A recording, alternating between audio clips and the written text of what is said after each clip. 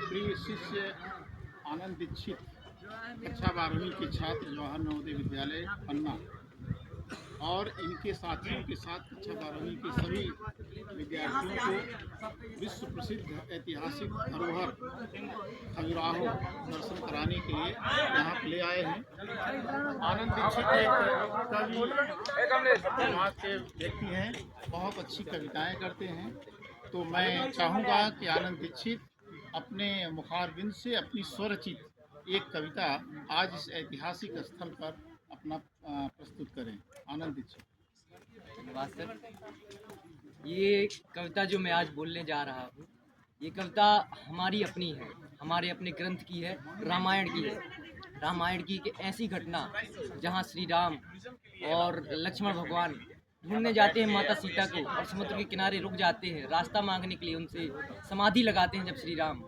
तब लक्ष्मण जी देखते हैं कि 2 दिन बीत चुके हैं और उसके बाद भी समुद्र उत्तर नहीं दे रहा है, समुद्र में कुछ आक्रोश आ गया है। तब उन्हें क्रोध आ जाता है और वे श्री राम भैया से कहते हैं, और कविता यहीं से प्रारंभ होती है कि माता वहाँ संकट में है, उस पार समुद्र के तट में है, ग्रसित काल के मुख में है वह, ना जाने कितने दुख में है वह। माता बड़े भय में होंगी, राक्षसियों की छय में होंगी, अभिलाषा हमारे आने की मैं। लक्ष्मण जी कह रहे हैं ऐसा कि अभिलाषा हमारे आने की मैं आस लगाए बैठी होंगी, हम दोनों उन्हें बचा लाएंगे, बस यही बात कहती होंगी, और इसी बात की सुध में ही वे सभी व्यथाएं सहती होंगी।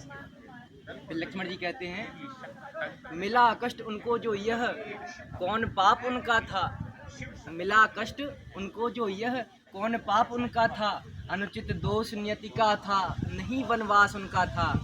असल में ये वनवास माता सीता का था ही नहीं।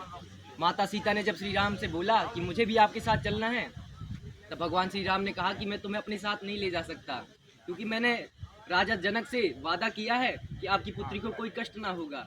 तब माता सीता ने कहा कि आपके साथ ना चलना मेरे लिए जीवन का सबसे बड़ा कष्ट बन जाएगा। तो मिला कष्ट उनको जो यह कौन पाप उनका था, अनुचित दोष नियति का था, नहीं वनवास उनका था। वनवास जैसा हो चला अब पहले ऐसा नहीं था, समय सहजता से बीता जिसमें निहित सुख ही था, और संतों की सेवा जो की मानो स्वर्ग यही था। पर यह विडंबना जो आई है, घनघोर प्रलय संगलाई है, नियति अब बड़ा आकार धरकर आई है, घातक प्रहार बनकर नियति की वेदना निराकार है यह, मानो दुष्टता का सार है यह। अब लक्ष्मण सी बातों पर आते हैं कि 2 दिन बीते हर बात कही, 2 दिन बीते हर बात कही, पर बुद्धि सागर की वही प्रार्थना नहीं उसने मानी है। वह मूर्ख बड़ा अभिमानी है, अनुनय विनय सब व्यर्थ है, इसका न कोई अर्थ है। हे भ्रात मुझे आज्ञा कर दो, हे राम मुझे आज्ञा कर दो, मैं एक बाण में सागर को सुखा डालूं, निशानी मेट दूं, मुट्ठी में से समेट लूं, यदि प्रत्यंचा प्रति रखूं मैं। लक्ष्मण जी अपनी शक्ति का बखान करते हैं, यदि प्रत्यंचा प्रति रखूं मैं, सारी सृष्टि को जीत सकूं मैं, हाथों में धनुष उठाऊंगा, सागर को चरणों में लाऊंगा, फिर प्राण बचाने की आशा में आकर पैरों में वह पड़ा होगा, 2 क्षण में आहें भरता सम्मुख यहीं खड़ा होगा, और फिर भी क्या बात है बोला, और फिर भी यदि वह ना बोला